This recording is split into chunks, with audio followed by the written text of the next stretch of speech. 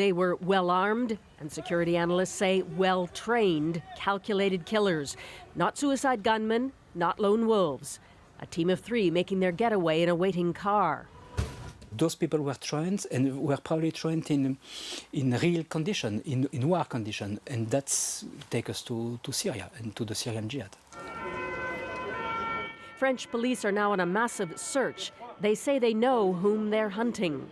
Sheriff Kouachi, a Parisian, convicted in 2008 with 6 others for helping funnel French fighters to al-Qaeda in Iraq. His brother, Said Kouachi, and an 18-year-old Ahmed Mourad from Reims.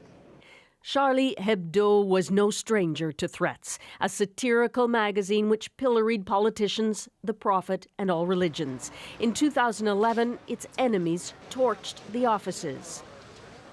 Editor and cartoonist Stéphane Charbonnet hired bodyguards but wouldn't back down, as he told ABC News in 2012.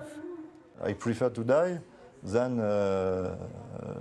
live like a rat, I don't know. Charbonnet ended up on an al-Qaeda hit list published last spring. And this morning, he was one of the first murdered, the gunman shouting out his name.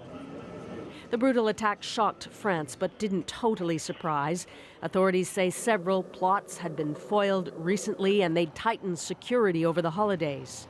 The French state has been very confrontational in its approach towards Islamists and violent Islamists in particular. They've taken a very hard line on wearing the veil. And this means that for violent Islamist groups, it's a country that ranks as high as a target.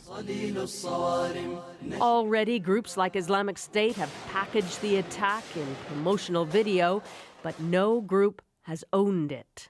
They had sophisticated tradecraft, and not just terrorists. I mean, this is more like a guerrilla-style activity. So they had to be trained, and the question is, who trained them and where? The 2 brothers, who are suspects, may have been in Syria last summer, but so much is still unknown, like who, if anyone, coordinated or ordered the attack. And with high-profile killings like this, there's always the fear of copycats. Susan Ormiston, CBC News, Toronto.